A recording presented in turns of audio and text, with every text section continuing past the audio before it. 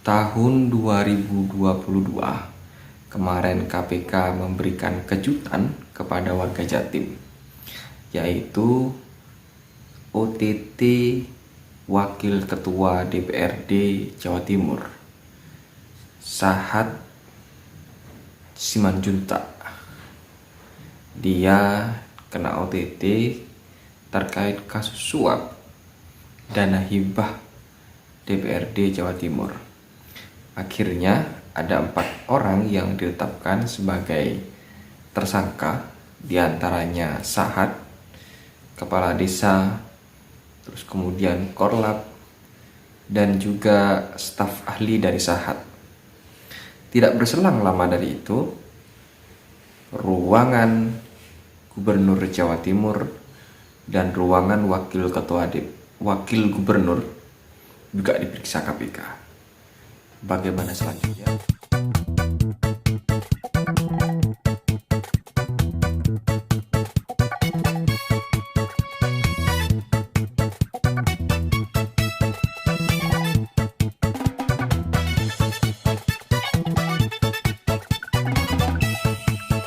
Teman-teman, jumpa lagi dengan saya Robin Fahmi di channel Analisa Politik.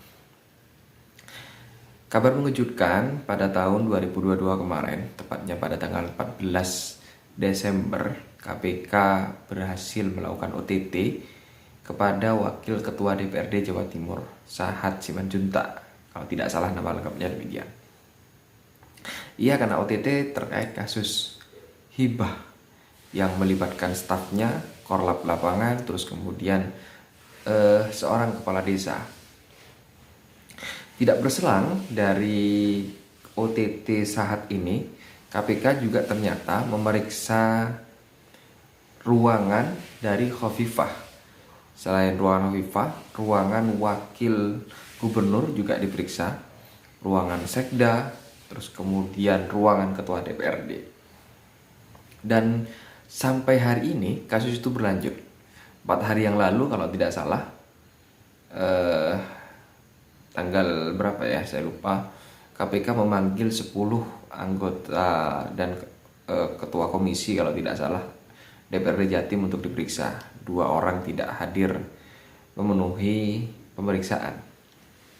Nah, saya tidak akan membahas kasus ini terlalu jauh, tapi saya akan membahas soal posisi Khofifah. Nah, bagaimana seandainya Khofifah nanti menerima pinangan dari Koalisi Indonesia Perubahan, yaitu Nasdem, PKS, dan Demokrat, untuk menjadi calon wakil presiden dari Anies Baswedan.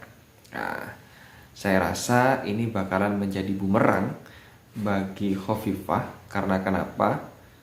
Saya yakin kok kasus ini bakalan menjalar lebih jauh.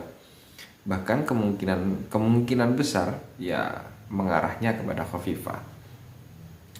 Saya tidak ingin menyebutkan bahwa penguasa menggunakan instrumen hukum untuk memukul mundur oposisi, tidak. Tapi cukup dengan melihat sejarah ke belakang. Dulu ketika pilkada DKI, yaitu AHY menggandeng Silvia Murni, terus kemudian yang juga dari birokrat, juga ada Anies menggandeng Sandiaga Uno, terus kemudian Ahok dan Jarot. Yang diperiksa KPK yaitu Silvia Murni terkait kasus, kalau tidak salah, dana hibah juga mungkin ya untuk masjid. Nah, akibat dari pemeriksaan itu ya secara tidak langsung akan berpengaruh terhadap elektabilitas dari pasangan AHY dan Silvia Murni. Nah, memang pada waktu itu posisi elektabilitasnya sudah jatuh, sudah tidak terkejar, sudah tidak mampu untuk mengejar 2 lawan politiknya. Semakin kena kasus itu, pasangan ini semakin jatuh. Setelah Silvia Murni waktu itu pasangan dengan AHY, kita tahu Demokrat itu sudah di posisi sebagai oposisi pemerintah. Jadi Gerindra sebagai pendukung, Gerindra oposisi kalau tidak salah, ya Gerindra oposisi. Terus kemudian Gerindra baru masuk di pemerintahan setelah Pilpres 2019 ini. Dan setelah itu kemarin, setelah Anies desas-desusnya masuk bakal calon presiden yang bakal diusung oleh Nasdem, seketika KPK mengumumkan untuk melakukan pemeriksaan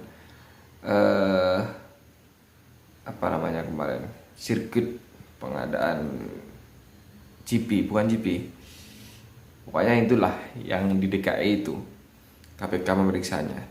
Bahkan beredar kabar bahwa di sejumlah media Ketua KPK Firly Bahuri itu memaksa sejumlah penyidik untuk segera menetapkan Anies Baswedan sebagai tersangka sebelum diumumkan menjadi capres dari Nasdem.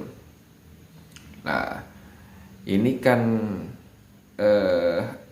ada upaya untuk penjagalan, padahal beberapa komisioner KPK mengatakan tidak memenuhi cukup bukti untuk menetapkan Anies sebagai tersangka terkait kasus itu. Jadi tidak memenuhi cukup bukti. Tapi ketua KPK tetap memaksakan hingga akhirnya soal perdebatan untuk menetapkan Anies sebagai tersangka bocor kepada publik, dan ya akhirnya Anies pun dicapreskan, dideklarasikan oleh Nasdem sebagai capres. Namun demikian, Anies itu juga sempat diperiksa oleh KPK. Nah, baru-baru ini beredar kabar bahwa Surya Paloh menginginkan Khofifah untuk dijadikan cawapres dari Anies.